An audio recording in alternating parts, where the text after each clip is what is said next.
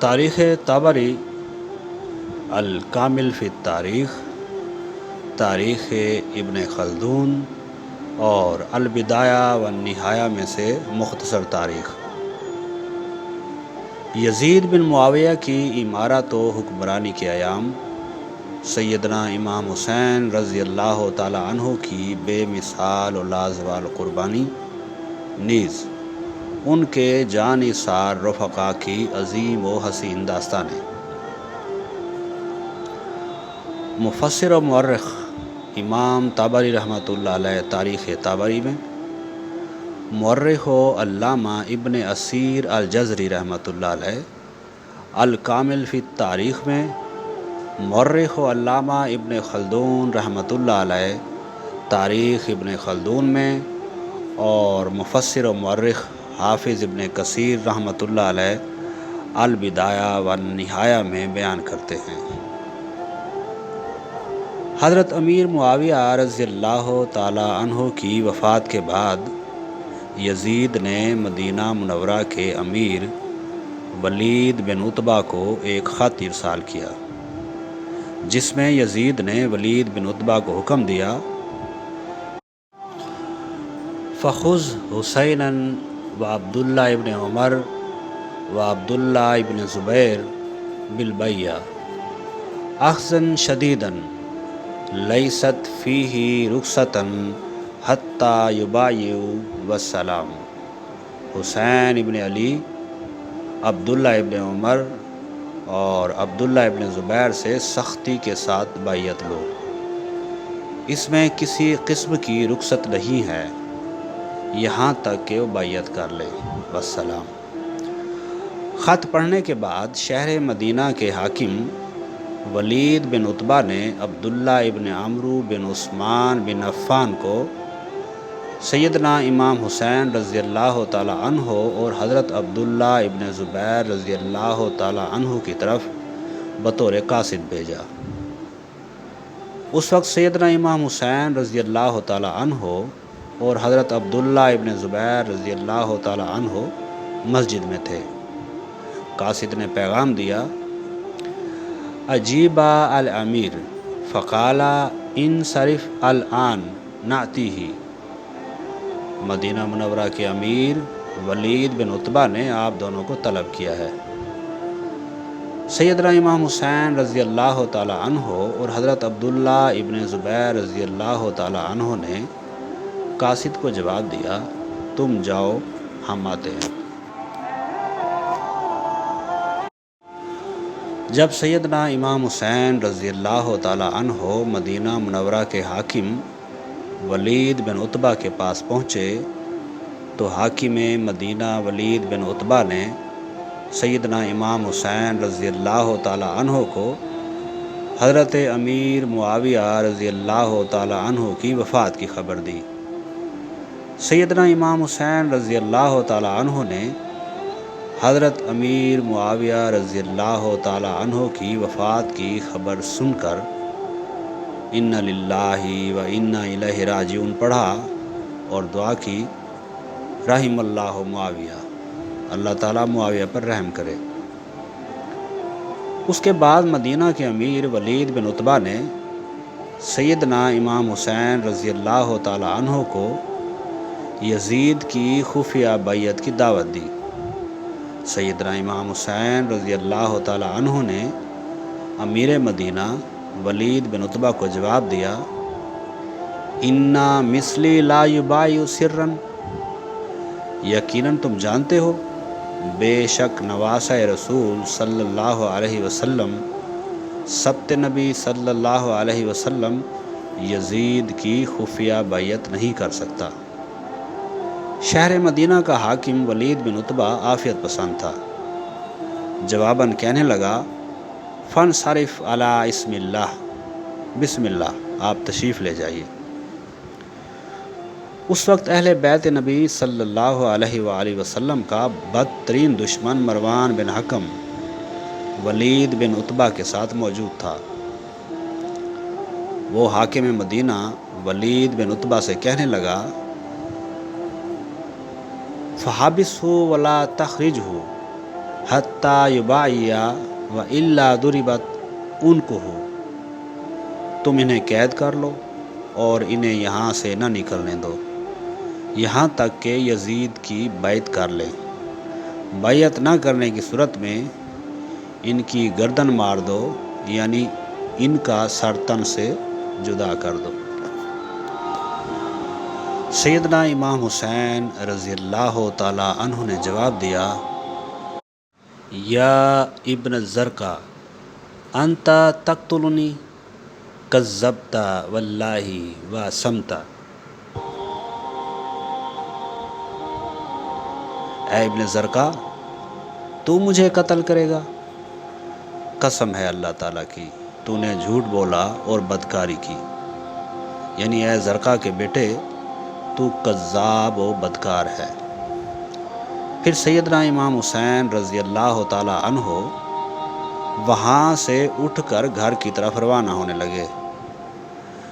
مروان بن حکم آپ رضی اللہ تعالی عنہ کو وہاں سے جاتے دیکھ کر شہر مدینہ کے حاکم ولید بن عتبہ سے کہنے لگا، واللہ لا تراہ بعدہا ابدا، اور قسم اللہ تعالیٰ کی تم حسین ابن علی کو اس کے بعد کبھی نہیں دیکھو گے۔ مدینہ منورہ کا حاکم ولید بن عتبہ مروان بن حکم کو جواباً کہنے لگا، اے مروان، قسم اللہ تعالیٰ کی اگر دنیا اور جو کچھ دنیا میں ہے سب میرے لیے ہو تب بھی میں حسین ابن علی کے قتل کو پسند نہیں کروں گا۔ نیز ولید بن عتبہ نے مروان بن حکم سے کہا، سبحان اللہ اقتل حسینا ان قال لا ابایع، سبحان اللہ، کیا میں حسین ابن علی کو اس بات پر قتل کر دوں کہ انہوں نے کہا کہ میں یزید کی خفیہ بیعت نہیں کرتا۔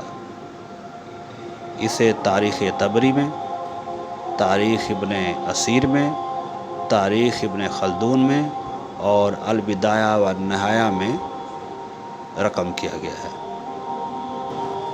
مدینہ منورہ کا حاکم ولید بن عتبہ قاصدوں کے ذریعے سیدنا امام حسین رضی اللہ تعالی عنہ کو لوگوں کے ساتھ یزید کی بیعت کے لیے بار بار طلب کرتا رہا۔ یزید کی بیعت کے لیے ولید بن عتبہ کے بار بار اصرار کے سبب سیدنا امام حسین رضی اللہ تعالی عنہ 60 ہجری 28 رجب اتوار کی شب مدینہ منورہ چھوڑ کر مکہ مکرمہ کی طرف روانہ ہو گئے۔ جب سیدنا امام حسین رضی اللہ تعالی عنہ مکہ مکرمہ کی طرف چلے تو یہ آیت کریمہ پڑھی، فخرج منها خائفا يترقب قال رب نجنی من القوم الظالمین، سورۃ القصص آیت نمبر 21۔ اور جب آپ رضی اللہ تعالی عنہ مکہ مکرمہ پہنچے تو یہ آیت کریمہ پڑھی، وَلَمَّا تَوَجَّهَ تِلْقَاءَ مَدْيَنَ قَالَ عَسَىٰ رَبِّي أَن يَهْدِيَنِي سَوَاءَ السَّبِيلِ، سورۃ القصص آیت نمبر 22۔ فَعَاكِفَ النَّاسُ عَلَى الْحُسَيْنِ يَفِدُونَ إِلَيْهِ وَيَقْدَمُونَ عَلَيْهِ وَيَجْلِسُونَ حَوَالَيْهِ وَيَسْتَمِعُونَ كَلَامَهُ۔ پیارے نبی محمد صلی اللہ علیہ وسلم کے پیارے نواسے سیدنا امام حسین رضی اللہ تعالی عنہ نے جب مکہ مکرمہ قیام کیا، لوگ آپ رضی اللہ تعالی عنہ کی خدمت عالیہ میں بیٹھنا شروع ہوئے، جماعت کی شکل میں پیش خدمت ہونے لگے۔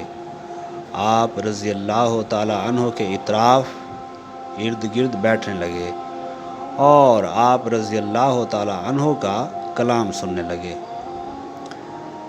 ان دنوں جلیل القدر صحابی حضرت عبداللہ ابن زبیر رضی اللہ تعالی عنہ یزید کی بیعت پہ راہ فرار اختیار کیے ہوئے تھے اور مکہ مکرمہ قیام پذیر تھے۔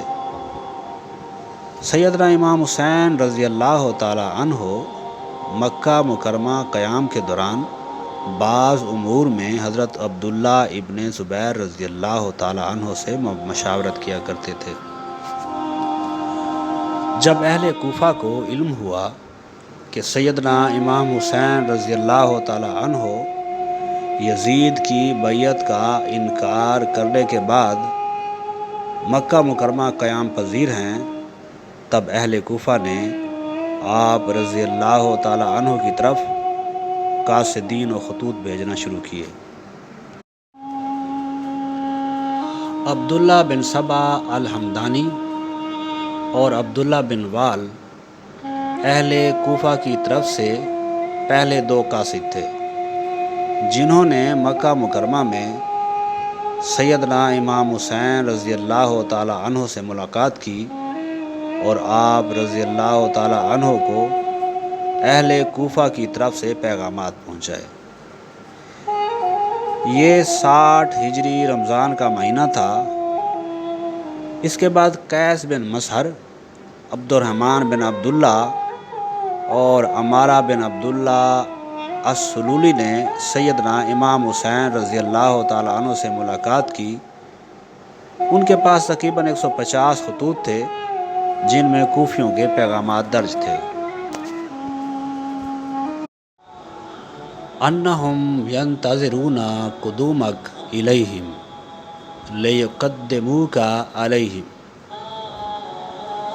بے شک اہل کوفہ آپ رضی اللہ تعالی عنہ کے کوفہ پہنچنے کا انتظار کر رہے ہیں تاکہ وہ آپ کو ان پر مقدم رکھیں، یعنی آپ رضی اللہ تعالی عنہ کو ان پر فوقیت دیں بیعت کے معاملہ میں۔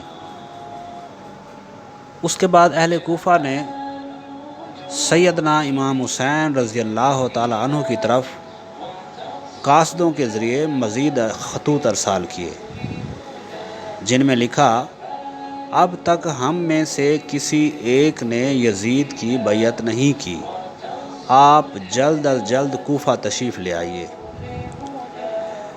لیبایعوہ عوضاً عن یزید بن معاویہ، تاکہ اہل کوفہ یزید بن معاویہ کی بیعت کی بجائے آپ کی بیعت کر لیں۔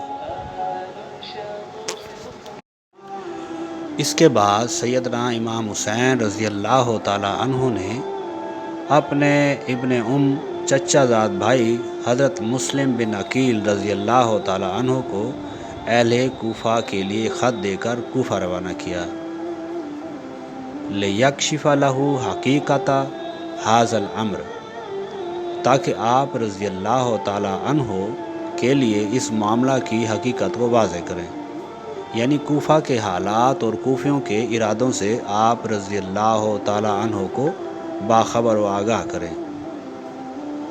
حضرت مسلم بن عقیل رضی اللہ تعالی عنہ وہاں سے روانہ ہو گئے اور مدینہ منورہ پہنچے۔ پھر مدینہ منورہ سے 2 راہبروں کو اجرت پر معاوضہ پر لے کر کوفہ کی طرف روانہ ہو گئے۔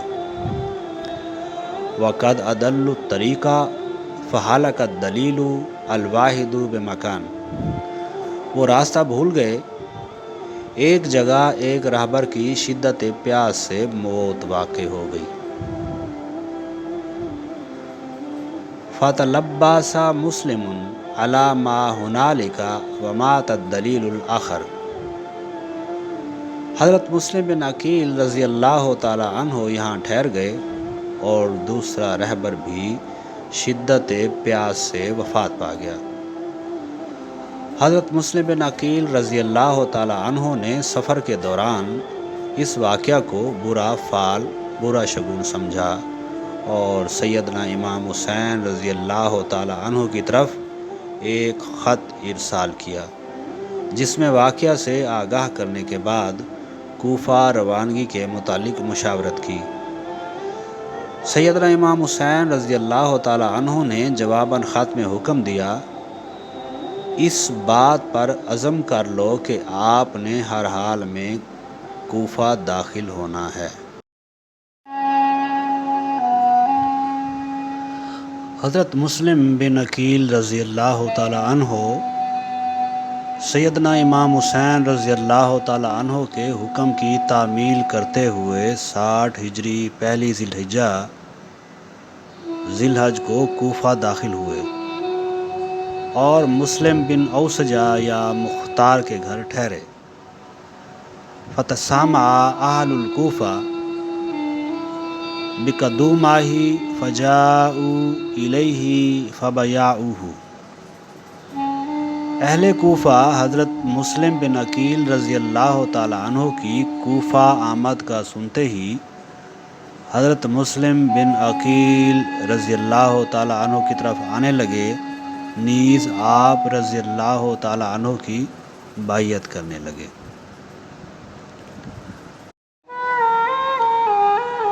وَحَلَفُوا لَهُ لِيَنْصُرَنَّهُ بِأَنفُسِهِمْ وَأَمْوَالِهِمْ، اور وہ حلف دینے لگے، قسمیں اٹھانے لگے کہ ہم اپنی جانوں اور اموال سے آپ کی ضرور مدد و نصرت کریں گے، یعنی ہم اپنی جان اور اپنا مال و متاع آپ کا ساتھ دیتے ہوئے قربان کر دیں گے۔ فاجتمعوا علی بیعۃ من اہلھا 12,000 ثم تکاثروا حتی بلغوا 18,000۔ پہلے 12,000 اہل کوفہ آپ رضی اللہ تعالی عنہ کی بیعت پر جمع ہوئے، پھر بیعت کرنے والے اور قسمیں اٹھانے والے کوفیوں کی یہ تعداد 18,000 تک جا پہنچی۔ اس کے بعد حضرت مسلم بن عقیل رضی اللہ تعالی عنہ نے سیدنا امام حسین رضی اللہ تعالی عنہ کی طرف ایک خط ارسال کیا، جس کا مختصر عنوان یہ ہے: 18,000 اہل کوفہ نے بیعت کر لی ہے، اب کوفیوں کو یزیدیوں سے کوئی غرض نہیں ہے، میرا خط دیکھتے ہی آپ کوفہ کی طرف سفر شروع کیجئے، والسلام۔ رفتہ رفتہ کوفیوں کی بیعت کی خبر کوفہ کے امیر حضرت نعمان بن بشیر تک پہنچی۔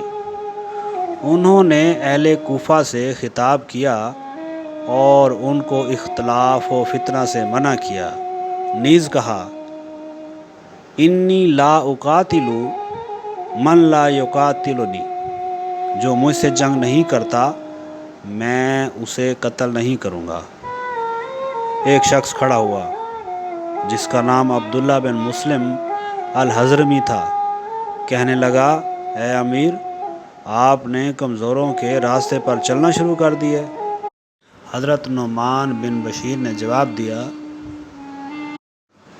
لِأَنْ أَكُونَ مِنَ الْمُسْتَضْعَفِينَ فِي طَاعَةِ اللَّهِ احب الی من ان اکون من الاقویاء العزین فی معصیۃ اللہ۔ مجھے پسند ہے کہ میں اللہ تعالیٰ کی اطاعت و فرما برداری میں کمزور لوگوں سے ہوں، نہ کہ میں اللہ تعالیٰ کی نافرمانی میں طاقتور اور عزت والوں میں کہلاؤں۔ پھر عبداللہ بن مسلم الحضرمی نے یزید کو لکھا کہ کوفہ کی حکومت نعمان بن بشیر کی جگہ کسی طاقتور شخص کے حوالے کرو جو تمہارا ہر حکم طاقت سے نافذ کرے۔ نعمان بن بشیر کمزور آدمی ہیں۔ اس کے بعد یزید نے حضرت نعمان بن بشیر کو کوفہ کی حکومت سے معزول کر کے بصرہ کی حکومت کے ساتھ کوفہ کی حکومت بھی عبید اللہ ابن زیاد کے سپرد کر دی اور ابن زیاد کو لکھا: اذا قدمت الکوفۃ فاطلب مسلم بن عقیل فإن قدرت علیہ فاقتلہ او انفہ۔ جب تم کوفہ پہنچو تو مسلم بن عقیل کو تلاش کرو، جب تم اس پر قدرت حاصل کر لو تو اسے قتل کر دو یا اسے شہر کوفہ سے نکال دو۔ تاریخ طبری، تاریخ ابن اسیر، تاریخ ابن خلدون، البدایہ والنہایہ۔ فصار ابن زیاد من البصرۃ الی الکوفہ فلما دخلها متلثما بعمامۃ سوداء۔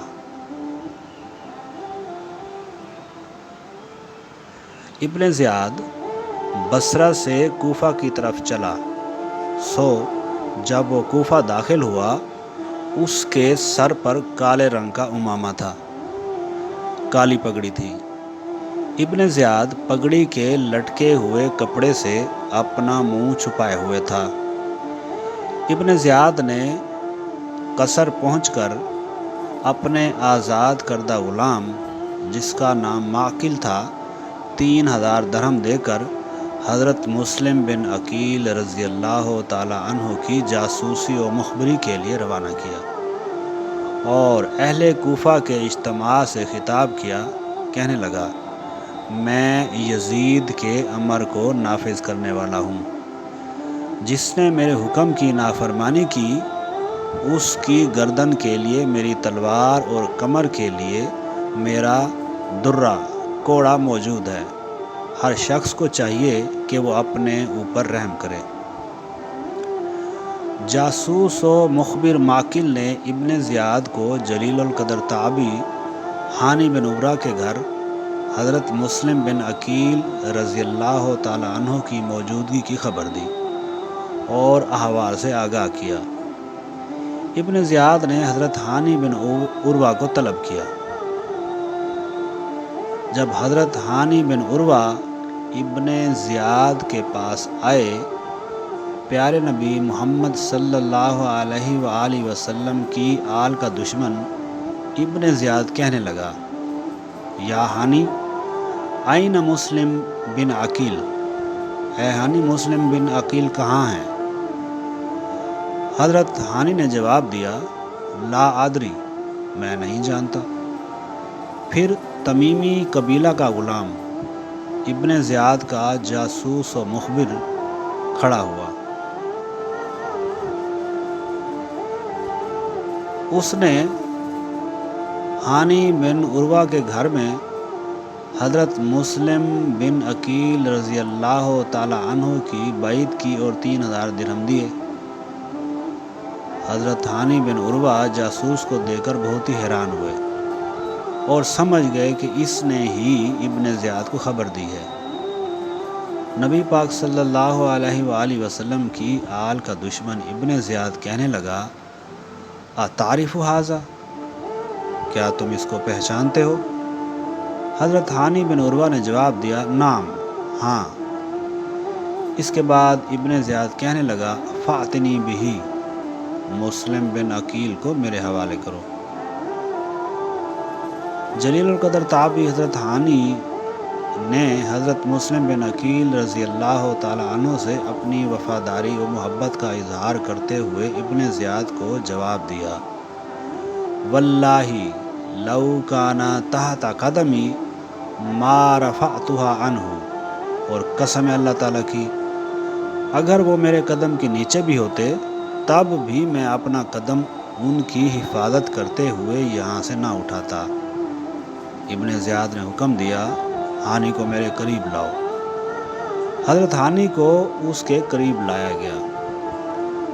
فضربہ بحربۃ علی وجہہ، سو ابن زیاد نے حربہ یعنی چھڑی کے ساتھ پوری قوت و طاقت سے حضرت ہانی کے چہرے پر ضرب لگائی۔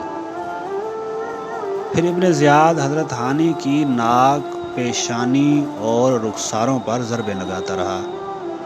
حضرت ہانی کی ناک ٹوٹ گئی، رخساروں اور پیشانی کے گوشت کے ٹکڑے ان کی داڑھی میں گرنے لگے۔ حضرت ہانی نے قصر کے سپاہی سے تلوار کھینچنے کی کوشش کی لیکن ان کا ہاتھ روک دیا گیا۔ ابن زیاد کہنے لگا، قد احل اللہ لی دمک، اللہ نے تیرا خون میرے لیے حلال کر دیا ہے۔ اس کے بعد پیارے نبی محمد صلی اللہ علیہ وآلہ وسلم کی آل کے دشمن ابن زیاد نے حضرت ہانی کو قصر کی ایک جانب قید کرنے کا حکم دیا۔ تاریخ طبری، تاریخ ابن اسیر، تاریخ ابن خلدون، البدایہ والنہایہ۔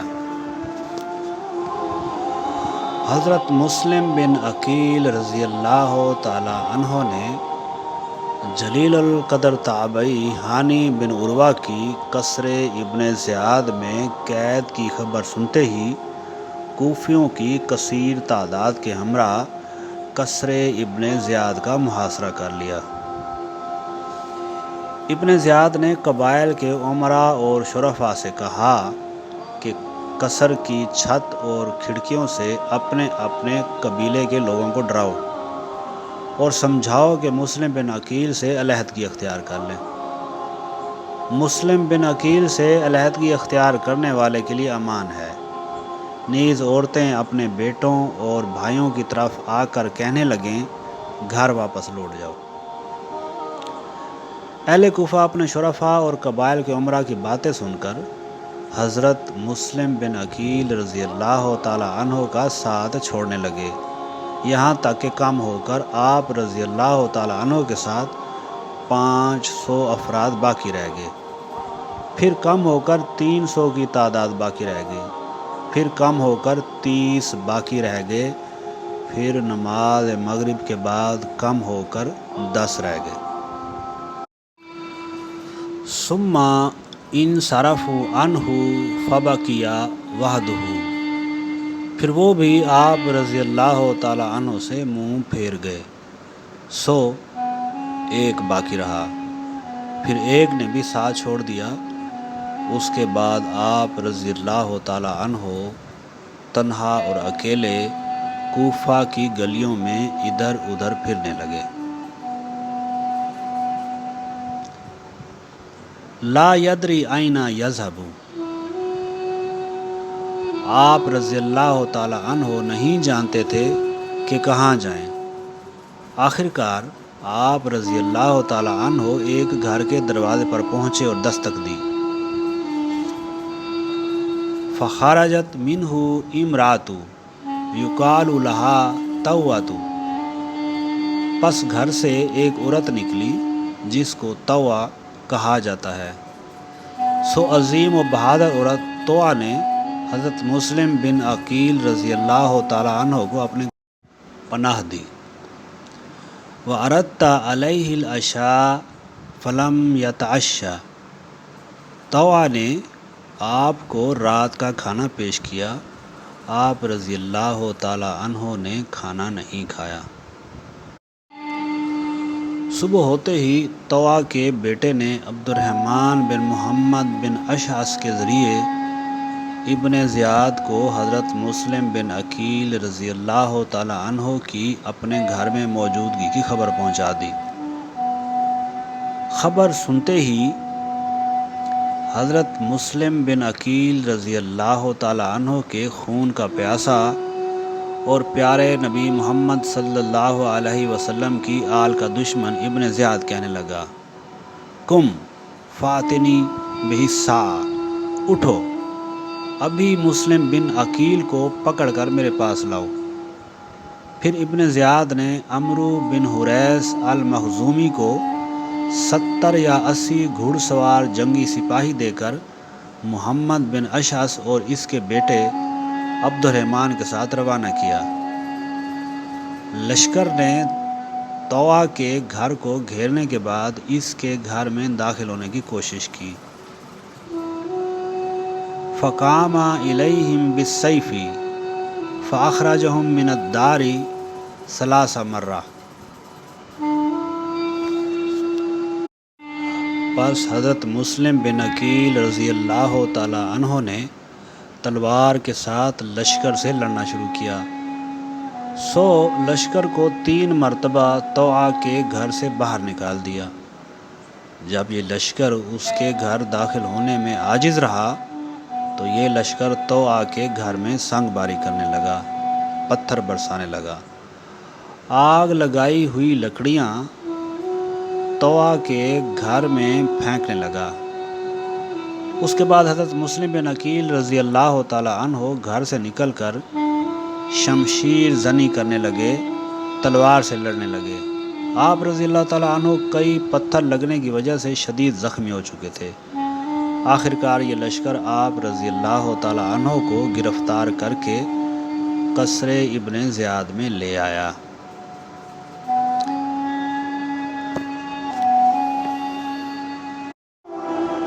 فلما وقف بین یدیہ لم یسلم علیہ، جب حضرت مسلم بن عقیل رضی اللہ تعالیٰ عنہ ابن زیاد کے سامنے کھڑے ہوئے تو آپ رضی اللہ تعالیٰ عنہ نے ابن زیاد کو سلام نہیں کیا۔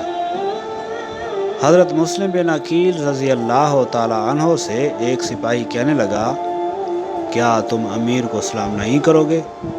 آپ رضی اللہ تعالیٰ عنہ نے جواب دیا، لا، نہیں۔ ان کان یرید قتلی فلا حاجت لی بالسلام علیہ، جو میرے قتل کا ارادہ رکھتا ہے مجھے کوئی ضرورت، کوئی حاجت نہیں کہ اس پر میں سلام بھیجوں۔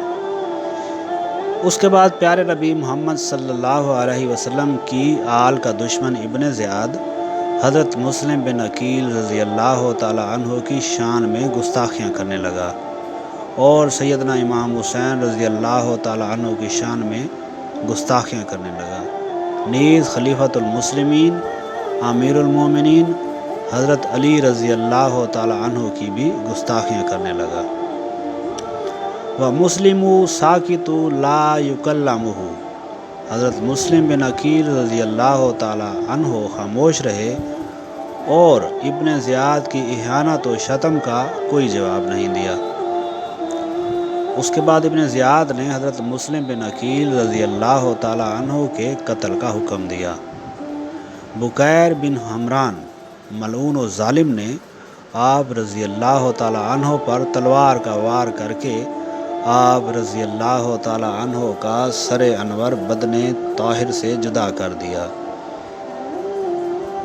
اس کے بعد اس ظالم و ملعون نے آپ رضی اللہ تعالیٰ عنہ کا سر انور اور جسم طاہر قصر کی بلندی سے نیچے پھینک دیا۔ پھر ابن زیاد کی طرف سے جلیل القدر تابعی حضرت ہانی رحمۃ اللہ علیہ کو قتل کرنے کا حکم دیا گیا۔ ثم بعث برؤوسہما الی یزید ابن معاویہ، پھر ظالم قاتل و ملعون ابن زیاد کی طرف سے حضرت مسلم بن عقیل رضی اللہ تعالیٰ عنہ اور جلیل القدر تابعی حضرت ہانی رحمۃ اللہ علیہ کے سروں کو ظالم قاتل و ملعون یزید کی طرف بھیج دیا گیا۔ تاریخ طبری، تاریخ ابن اسیر، تاریخ ابن خلدون، البدایہ والنہایہ۔